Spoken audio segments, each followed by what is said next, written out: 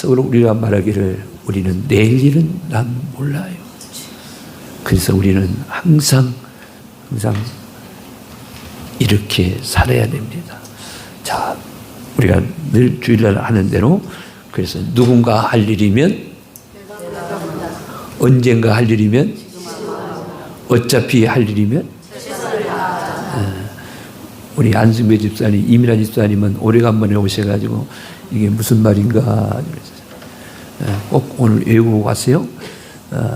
누군가 할 일이면 내가 하고 언젠가 할 일이면 지금 하고 어차피 할 일이면 최선을 다하자.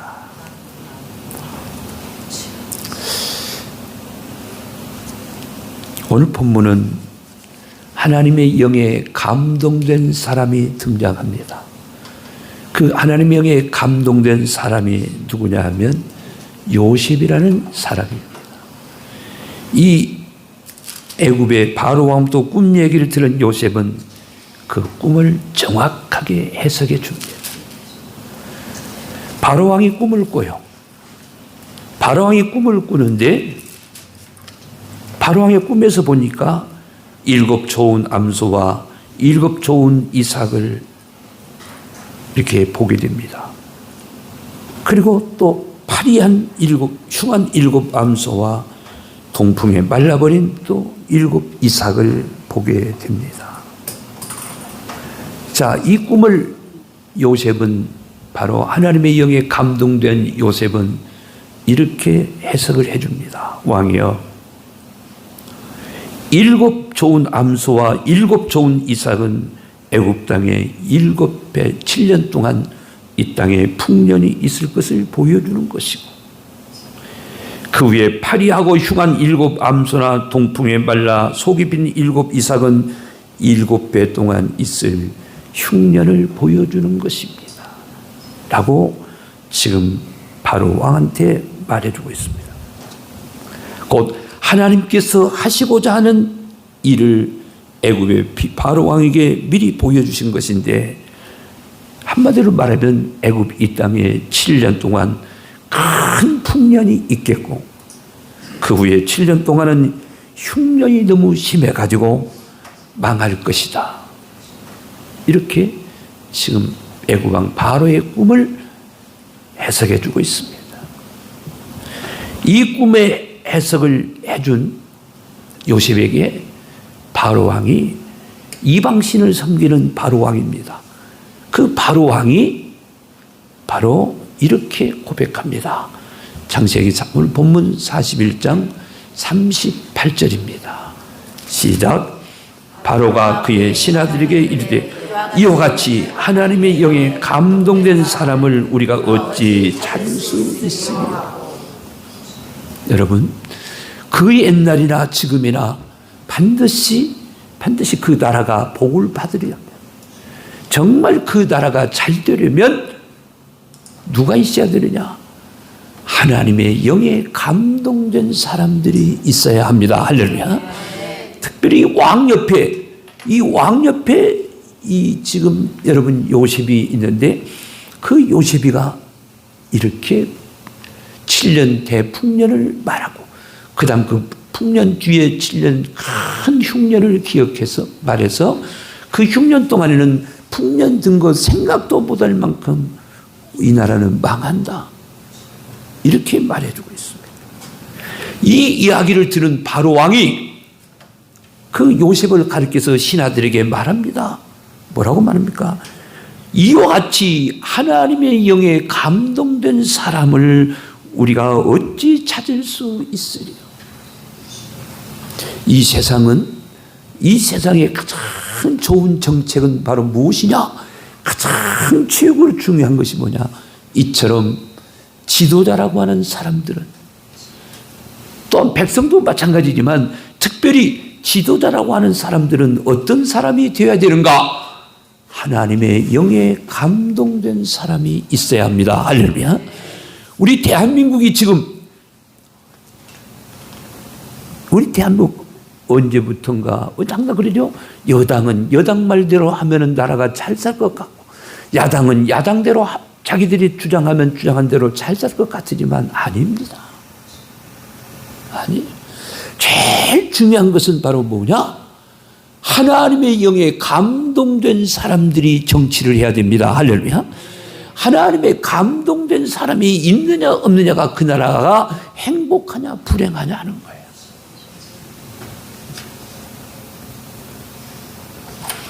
요셉이 바로 왕의 꿈을 해석해 주면서 계속 강조하는 부분이 있습니다. 여러분 잘 드셔야 돼요.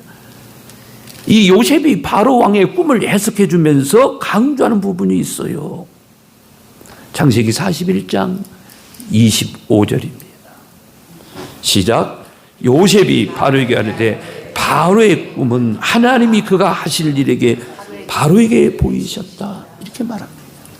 지금 요셉이 바로 왕한테 하나님을 믿지 않는 저 이방신을 섬기는 바로 왕한테 지금 말해주기를 당신이 보여준 당신에게 나타난 꿈은 하나님이 보여주신 거라는 거지.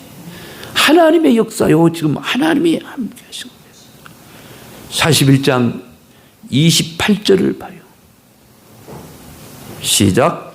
내가 바로에게 이르기를 하나님이 그가 하실 일을 바로에게 보이신다 함이 이것이라. 하나님이 하실 일을 지금 보이셨다는 겁니다. 32절 봐요. 자, 32절 시작. 바로께서 꿈을 2번 겹쳐 꾸신 것은 하나님이 이 일을 정하셨습니다. 하나님이 속히 행하시리니. 그래서 지금 바로한테 계속적으로 요셉이 주입시키고 있는 것이 뭐냐? 바로 하나님이 이렇게 하시겠다는 겁니다. 이 애굽 나라에 누가 하시겠나? 하나님이 이렇게 하시겠다는 겁니다. 7년 풍년이 들고 7년 흉년이 들도록 그렇게 하나님이 하신 것을 바로한테 그 꿈에 하나님이 그렇게 보여주신 것이다 하는 겁니다.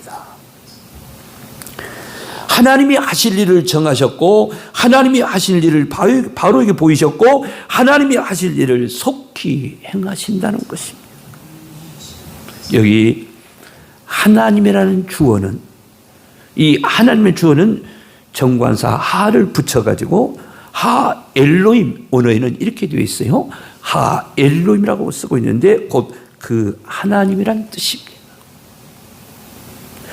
요셉은 바로에게 계속해서 말하기를 지금 이 일은 하나님이 하신 일입니다.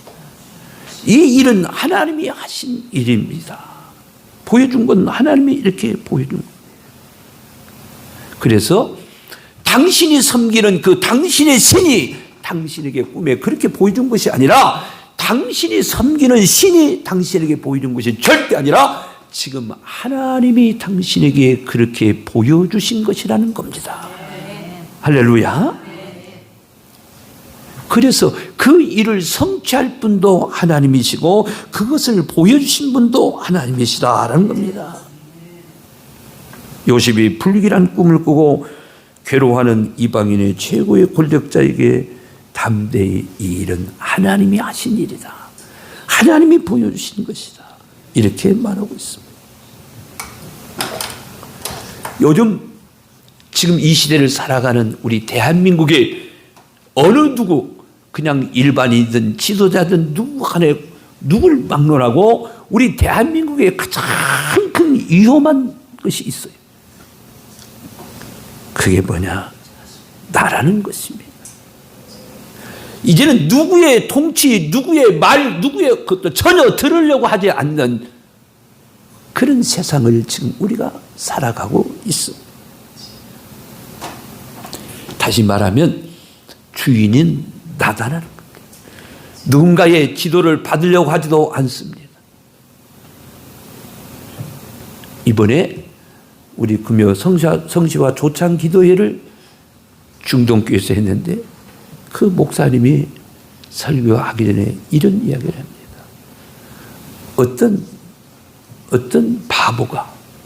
어떤 바보가 돌을 들어서 바다에 계속 던집니다.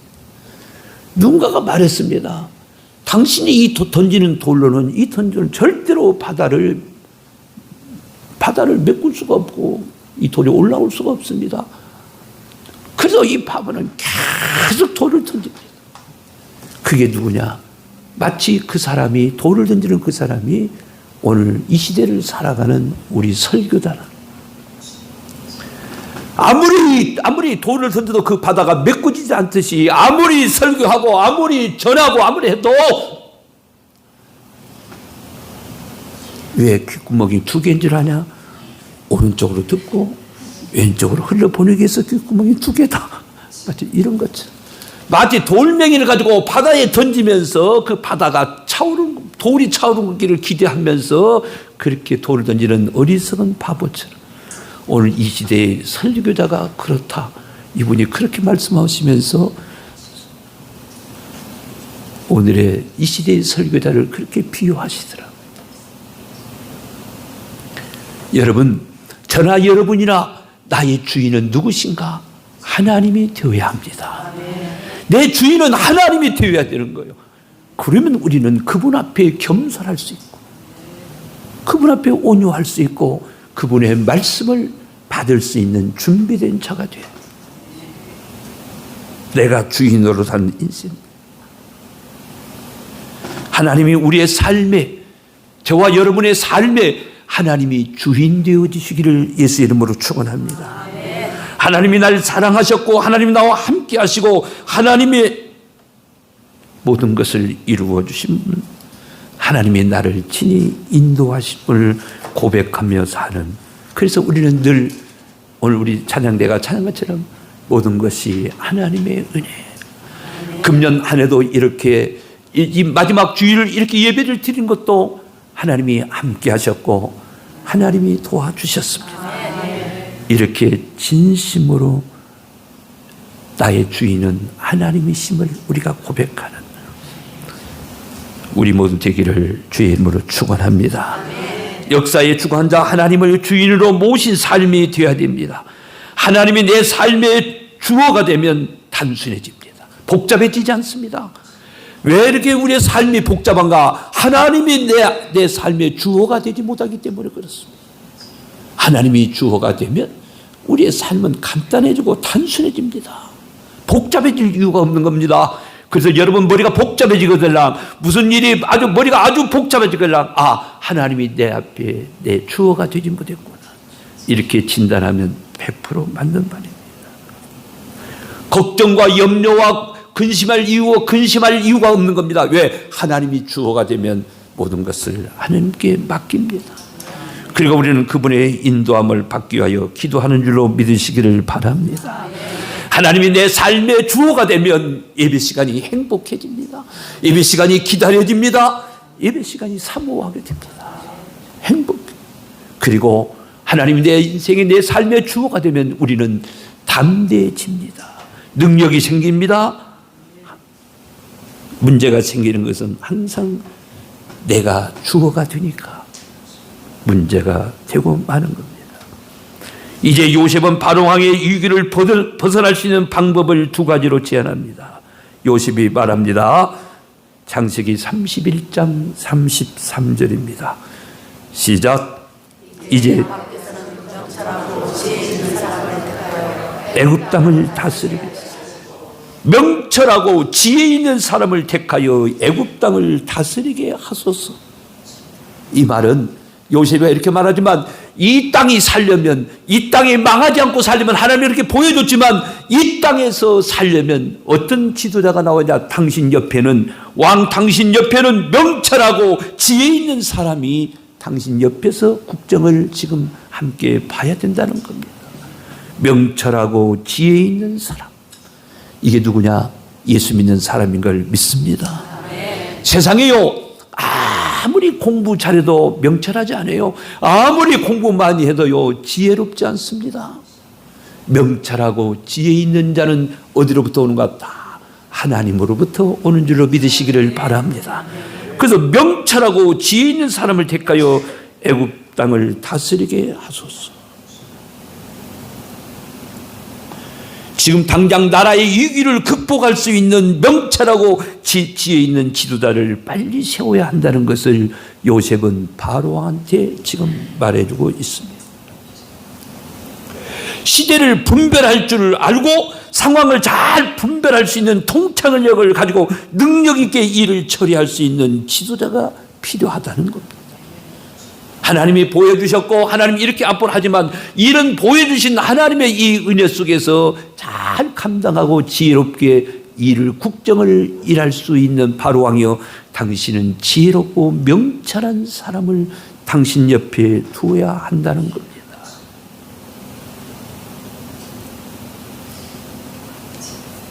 제가 들은 이야기입니다. 옛날에 박정희 대통령이, 이게 그런지 안 그런지는 몰라도 내가 들은 얘기라고 그랬습니다. 박정희 대통령이 우리나라에 자기 옆에 있는 참모들을, 그때는 우리가 농업국가였으니까 저 유럽의 농업국가로 성공한 나라를 가서 좀 연구해보고 한번 보고 오너라 하고 보냈답니다. 그래서 그때 거의 가신 분들이 누구냐, 그때만 해도 교회 장로님들이 많았다고 그래요. 그래서 이제 덴마크, 네덜란드 이런 데를 가서 실제로 유럽의 농업을 잘해서 잘 살고 있는 나라를 가서 봤답니다. 그들이 와서 박정희 대통령한테 한 가지 고백하기를 뭐냐, 우리가 가본 농업 선진국은 정말 말 그대로 잘 살고 있는데 그 나라들은 어떤 나라인가? 그 나라들은 기독교 국가입니다. 거짓말 같으니까 아멘을 화답을 못 해주겠습니다. 그 나라들은 기독교 국가입니다. 아멘. 그걸 해주는 거예요. 여러분, 지혜롭고 명철한 한 나라, 여러분 보세요. 잘 들읍니다. 우리나라는 반만년의 역사를 가지고 있는 나라예요. 근데 무수한 오랫동안의 역사를 가지고 있는 나라지만 외침을 당하기는 약 1000여 번에 가까운 외침을 당했습니다. 수많은 적으로부터의 공격을 당하고 항상 그러고 살면서 살았는데 우리의 역사는 무엇이냐? 귀신을 섬기는, 우상단지를 섬기는, 귀신을 섬기는 그런 오랜 반만년의 역사를 가지고 있습니다. 이 땅에 하나님, 이 땅에 예수 그리스도가 온 뒤로부터 우리는 살아났지. 언제 우리가 쌀이 남아서 제발 좀 밥 좀 많이 잡수시라고, 제발 좀 밥 좀 많이 드시라고. 옛날에 제가 어렸을 때 말도 우리 어르신네들은 어린아이가 입이 짧아서 밥을 제대로 안 먹으면 자는 참 영리해가지고 밥을 조금 먹는다고. 내가 이런 어른들이 한 말 제가 들었어요. 그런 나라고 유엔에서 보고할 때 보면 우리나라는 아주 질병 국가요, 식량 부족 국가요, 지리지리. 내가 가끔 하는 말이 저 북한보다 이렇게 나라가 쪼개져서도 북한보다 훨씬 못 살았던 나라가 우리나라입니다. 그런 대한민국이 지금 똑같은 땅, 그 땅에서 지금 세계, 이번 GNP 보고 보니까 일본 막 위에 서 있더라고요. 우리 대한민국이 일본보다 바로 윗단계에 잘 살고 있는 나라로 우리가 딱 지금 올라가 있어요. 여러분, 일본이 어떤 나라입니까? 일본이 여러분 메이드 인 재팬이라고 하면 세계를 주름잡았던 나라 아닙니까? 지금 그런 나라보다 우리나라가 잘 살고 있습니다. 내가 이번에 뉴스 보니까 여러분도 한번 보셨을 거예요. 뉴스 나오더라고요. 카나다인가 호주인가 어디서 파리바게뜨, 우리 파리바게뜨 빵을 먹으려고 1시간 이상 줄을 서야 된다는 거예요. 그게. 그러고 그 나라에서 막 각처에다가 지금 그 파리바게뜨 빵집 좀 차려달라고 지금 그 나라가 지금 빵의 문화인 나라가 우리 한국 보러 빵 가게를 차려달라고 저렇게 아우성을 치고 있어요. 그런 나라로 이렇게 성장해 가는데 정작 나라를 위해서 정말 기도하는 지도자들은 온갖 우상에, 더러운 잡신에, 더러운 귀신에. 보세요. 아니, 저 정도 공부한 사람이, 저 정도 어깨에 별이 번뜩번뜩하는 사람이 뭐가 그렇게 답답해서 군산 개정으로 와? 이건요, 나는 다른 것은 붕괴하지 않지만 우상을 찾거나 잡신에게 접목되거나 이런 것은 참 울분이 터올라요. 왜냐, 이것은 다른 것은 우리가 부족하고 다른 건 연약해도 하나님이 부족한 거, 모르는 거, 연약한 거 하나님이 다 아세요. 그런데 여러분, 성경을 보면 제가 붕괴하는 것은 뭐냐? 성경에 보면 우상과 잡신과 결합되면요, 반드시 하나님의 진노가 있어요. 하나님의 심판이 있는 거예요.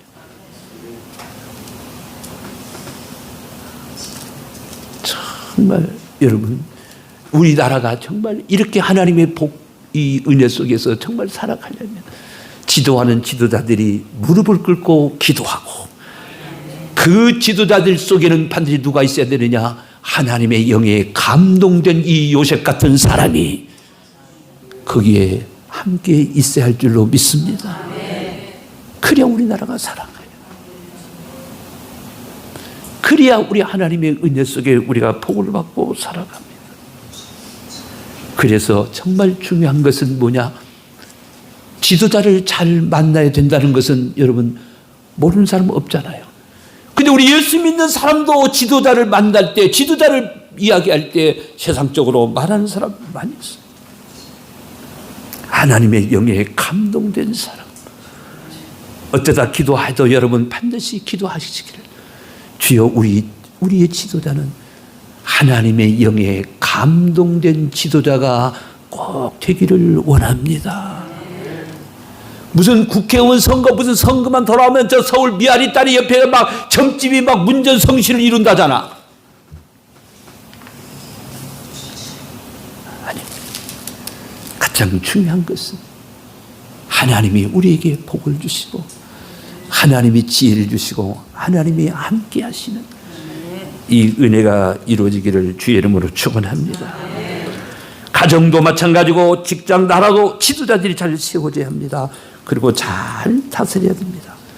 대통령을 비롯한 유정자들, 새롭게 뽑힌 무슨 어디든 단체장들 누가 할 것 없이 명철하고 지혜롭게 하나님의 영에 감동된 그런 지도자가 되어야 그 나라가 살고 복을 받을 줄로 믿습니다. 바로 왕과 그의 신하들이 요셉의 제안을 받고 좋아했어요. 이것이 바로 요셉이 제안한 것이 최고의 방책이다. 누가 이 요셉의 제안에 이익은 신하가 없어요. 요셉이 바로 우리 민족이 살고 우리나라가 망하지 않고 사는 길은 이 길뿐이다. 저 요셉의 말을 들어야 된다. 어떤 신하도 이 걸지 못했습니다. 요셉이 명철하고 지혜 있는 사람을 택하려고 했는데 다름 아닌 요셉이 그런 사람입니다.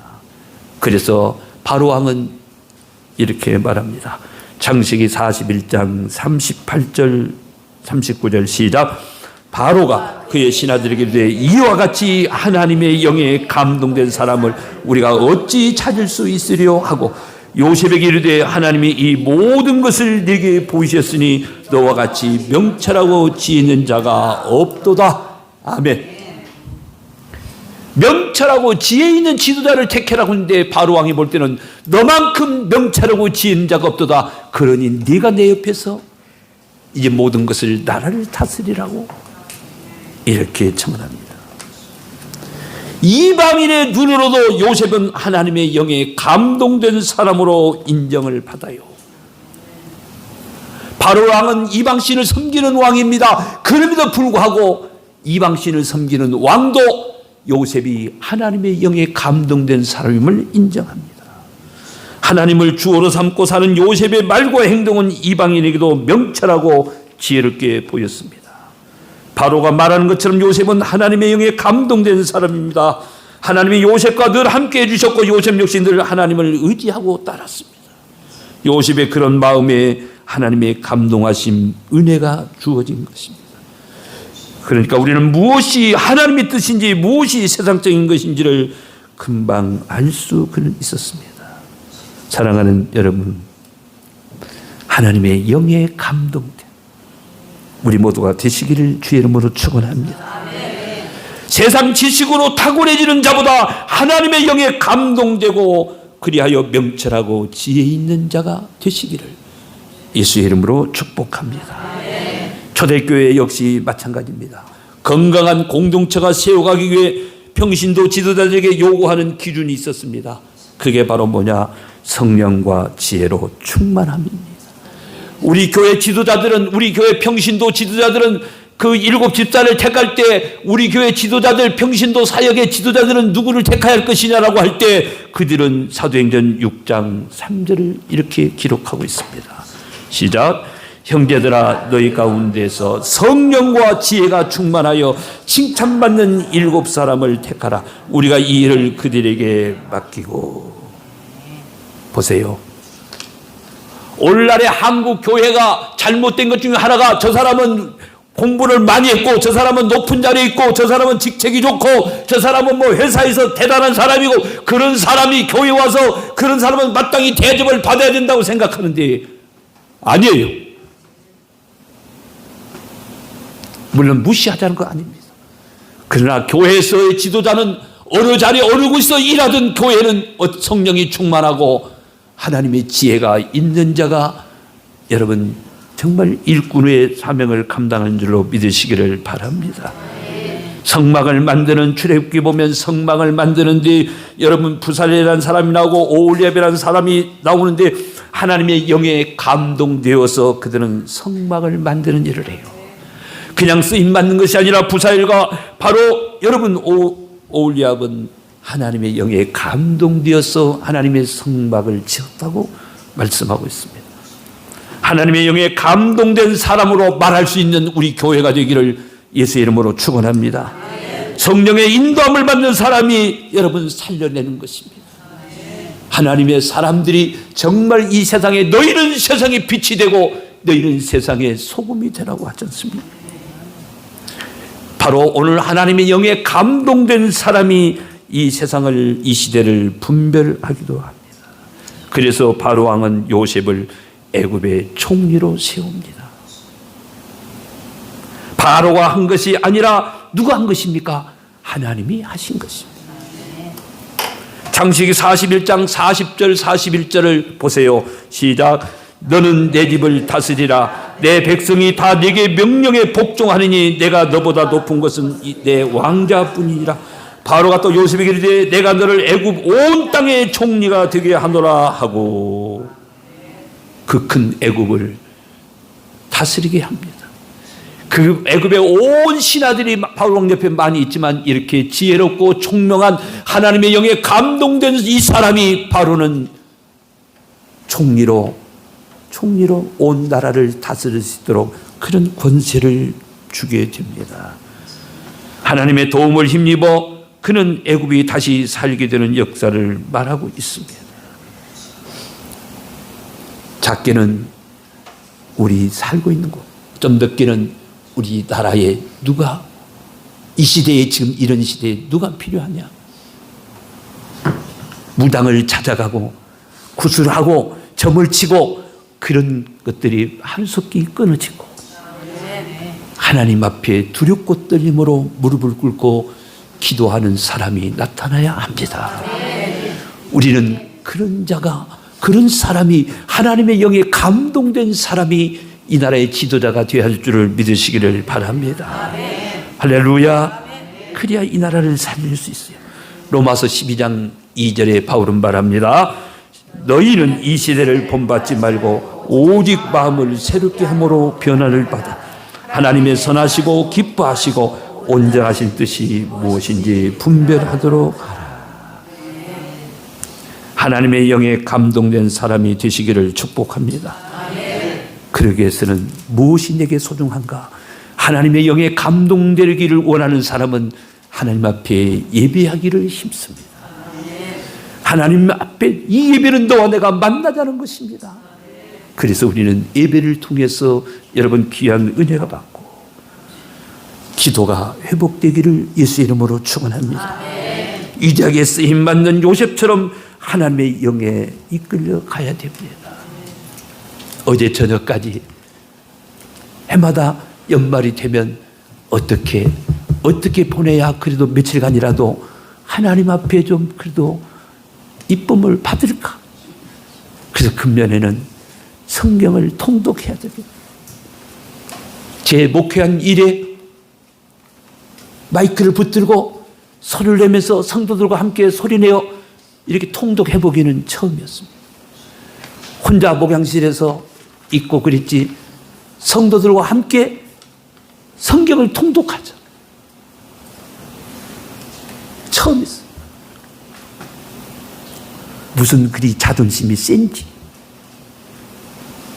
함께 와서 성경 읽으면 뭐가 그렇게 잘못됐는지.